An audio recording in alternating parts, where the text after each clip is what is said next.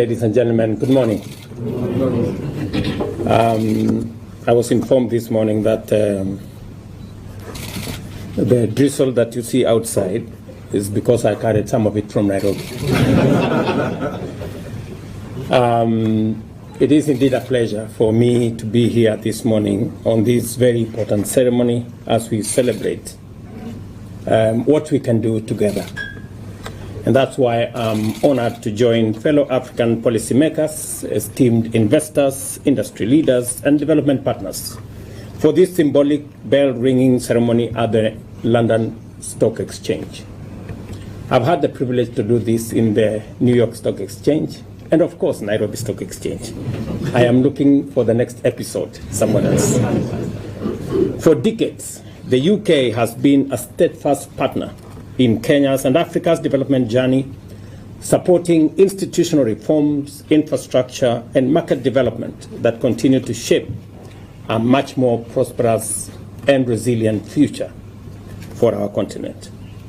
This forum reminds us of the critical role that capital markets play as catalysts for sustainable economic growth and expanded shared prosperity across our region, our countries, and the entire continent. They serve as an efficient mechanism for mobilizing domestic savings, attracting international capital, and channeling resources into long-term investments in infrastructure, innovation, and industrial transformation. Across Africa, we are witnessing the growing potential of equity and debt markets as platforms for financing national development priorities. And I remember making the statement day before yesterday in Spain that sovereign debt is actually an instrument of development. It is not a trap, as is currently being configured.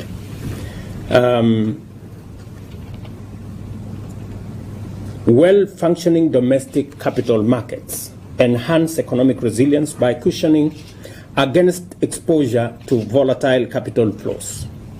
They reduce dependence on external debt, foster transparency and governance, and diversify investment opportunities for both individuals and institutional investors. Kenya is committed to the development of its capital markets, particularly through strengthening the Nairobi Securities Exchange.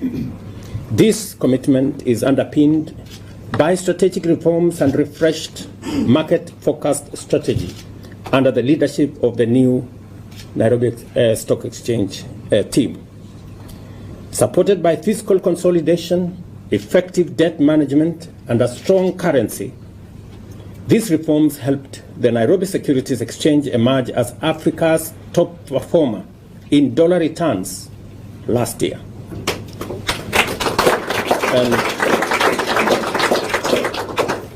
this was a study that was undertaken by Morgan Stanley Capital International. As government, we have equally made a strategic decision to broaden Kenya's stock market appeal to both local and international investors by earmarking key state assets for privatization through initial public offerings at the Nairobi Securities Exchange. We are committed to a structured, time-sensitive program that identifies and reduces and prepares a robust pipeline of key government assets to be privatized through the stock exchange or improved through private sector participation. As part of this initiative, we plan to list the Kenya Pipeline Company through an IPO in 2025, offering investors a unique opportunity to deploy capital in one of Kenya's most strategic infrastructure enterprise. I am pleased to note that across Africa, governments and regulators are pursuing similar initiatives aimed at deepening market participation, expanding product offerings, and unlocking the value of strategic public assets through listings and private sector partnerships.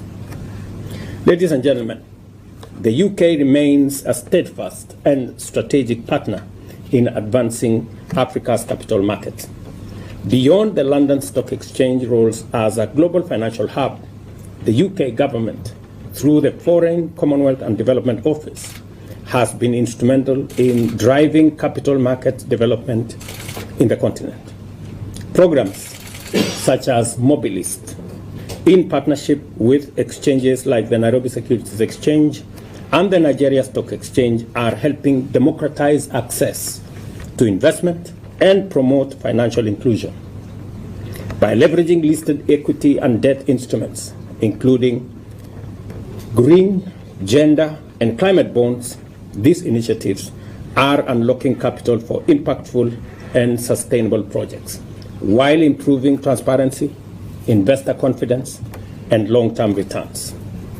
This approach aligns with Africa's broader ambition to deepen financial ecosystems by increasing financial literacy, expanding access to capital markets, particularly for small and women-oriented businesses, and advancing sustainable finance as a key driver of inclusive economic growth. Similarly, FSD Africa, a specialist development agency funded by the Foreign, Commonwealth and Development Office, continues to play a catalytic role in strengthening financial markets across the continent. Through policy support, technical assistance, and innovation, FSD Africa has helped unlock new asset classes, drive regulatory reforms, and integrate climate finance, gender lens investing, and digital financial solutions into African capital markets. These partnerships reflect a shared commitment to mobilizing productive capital that responds to the continent's development priorities, from infrastructure and SMEs to green energy and climate resilience. As Africa looks to scale up capital markets and align them with the continent's vast potential, continued collaboration with nations across the world through government and market channels is vital. Let us build on this foundation to deepen connectivity, share expertise, and create capital markets that are innovative, inclusive, and globally competitive. Ladies and gentlemen, I am very proud that this morning to share this platform with Africa Finance Corporation, who yesterday I confirmed to them that the government of Kenya has now signed off a host country agreement, and they will be joining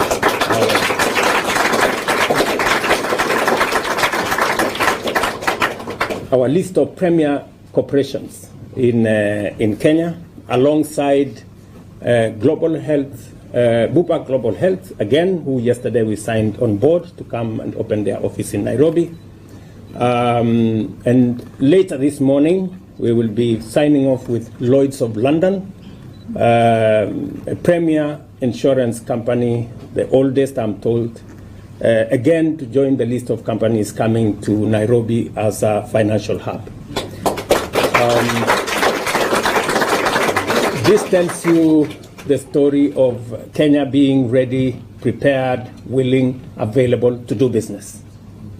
And I am here to demonstrate to you that the government of Kenya, at the policy-making level, is aligned in working with you to make sure that we unlock the huge potential that exists in capital markets. It's not just government of Kenya. Even the financial district of Nairobi, the governor of Nairobi is here to demonstrate that the leadership of the city itself is also aligned in making sure that we tap into this great resource that can be used to drive development and create inclusive prosperity. And to just confirm to you that we will be having a conversation later, and I want to thank my brother, Professor Orama, for his leadership and belief in the African continent. It is that belief that helps us create networks and work with others across the globe. And I am to confirm that we will be looking at opportunities of cross-listing some of the assets that we are doing in Nairobi Securities Exchange, so that we can see how we can improve liquidity by cross-listing with London Stock Exchange. So thank you very much. Welcome. welcome to Nairobi and welcome to Kenya.